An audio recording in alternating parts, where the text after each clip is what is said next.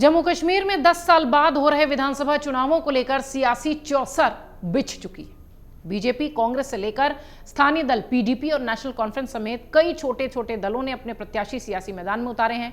इस बार होने वाले विधानसभा चुनाव में सबसे ज्यादा निर्दलीय प्रत्याशियों ने अपने पर्चे भरे। सियासी गलियारों में कहा यही जा रहा है कि निर्दलीय प्रत्याशियों की बदौलत कई राजनीतिक दलों का खेल बन या बिगड़ सकता है। वहीं बीजेपी ने घाटी की 90 सीटों में से सिर्फ 62 विधानसभा सीटों पर अपने प्रत्याशी उतारे हैं। सियासी जानकार कहते हैं कि निर्दलीय प्रत्याशियों की संख्या ज्यादा होने से बीजेपी के रणनीतिकार इसको अपने लिए फायदेमंद भी मान रहे हैं। केंद्रीय चुनाव आयोग के आंकड़ों के मुताबिक इस बार जम्मू कश्मीर के शुरुआती 2 चरणों की 50 विधानसभा सीटों पर 485 प्रत्याशियों ने पर्चा भरा है।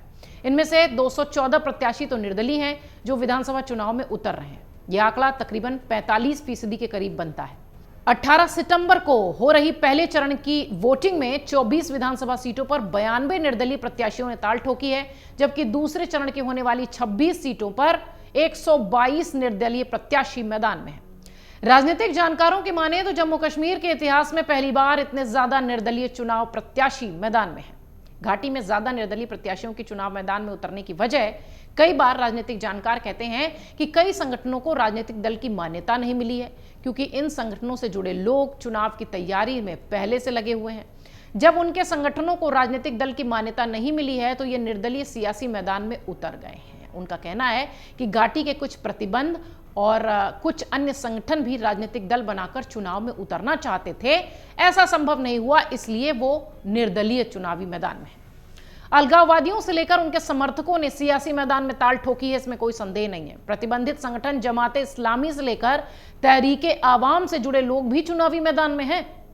केंद्रीय चुनाव आयोग के आंकड़ों के मुताबिक 10 साल पहले हुए विधानसभा चुनाव में 278 उम्मीदवार चुनावी मैदान में थे। इनमें से इन 2 चरणों में महज 87 निर्दलीय ही प्रत्याशी चुने गए। चुनाव आयोग के आंकड़ों के मुताबिक 2014 के इन 2 चरणों के विधानसभा चुनाव में 3 निर्दलीय प्रत्याशी चुनाव जीते भी थे। आयोग के आंकड़े यह भी बताते हैं कि 2014 से पहले हुए 2008 के विधानसभा चुनाव में भी 518 प्रत्याशी चुनावी मैदान में थे। इन प्रत्याशियों की संख्या में 190 निर्दलीय प्रत्याशी चुनाव लड़ रहे थे। 2008 में भी 4 निर्दलीय विधायक चुने गए थे। राजनीतिक पंडितों की माने तो इस बार निर्दलियों के ज्यादा चुनाव मैदान में उतरने से जम्मू कश्मीर में कई राजनीतिक दलों का सियासी खेल बिगड़ सकता है। उनका ये कहना है कि जितने ज्यादा निर्दलीय प्रत्याशी इस बार चुनावी मैदान में उतरे हैं, उनमें से कई संगठन और लोग क्षेत्रीय दलों के साथ मिलकर चुनाव में प्रतिभाग करते हैं या उनका खुले तौर पर समर्थन देते हैं, तो खुद प्रत्याशी बनकर वो शर्त की बात करेंगे और वोट काटेंगे। अनुमान यही लगाया जा रहा है कि क्षेत्रीय दलों के वोट बैंक में सेंधमारी होगी। ऐसे हालातों में फायदा बीजेपी को होता दिख रहा है या किसी ऐसे बड़े दल को जो कि मजबूती के साथ चुनावी मैदान में उतर रहे हैं। और आप सब जानते हैं कि नेशनल कॉन्फ्रेंस कांग्रेस के साथ गठबंधन में है। यहां पर किसको फायदा किसको नुकसान, ये तो चुनाव परिणाम के दिन 8 अक्टूबर को पता चलेगा। लेकिन माना यही जा रहा है कि ज्यादा निर्दलियों के सियासी मैदान में उतरने से स्थानीय दलों का वोट बैंक भी इन निर्दलियों में बटेगा, जिसका असर दिखाई पड़ेगा। जबकि बीजेपी के रणनीतिकारों की माने तो विधानसभा चुनाव में पार्टी बहुत सधी हुई रणनीति से चुनाव लड़ रही है। जानकार कह रहे हैं कि जम्मू कश्मीर की 90 विधानसभा सीटों पर बीजेपी ने सिर्फ 62 सीटों पर ही अपने उम्मीदवार उतारे हैं। इसमें भी बीजेपी ने जम्मू रीजन की सभी 43 सीटों पर अपने उम्मीदवार दिए हैं, जबकि कश्मीर की 47 में से मात्र 19 सीटों पर टिकट दिया है। उनका कहना है कि जम्मू में 13 सीटों को छोड़ दें तो अधिकतर सीटें हिंदू बाहुल्य हैं।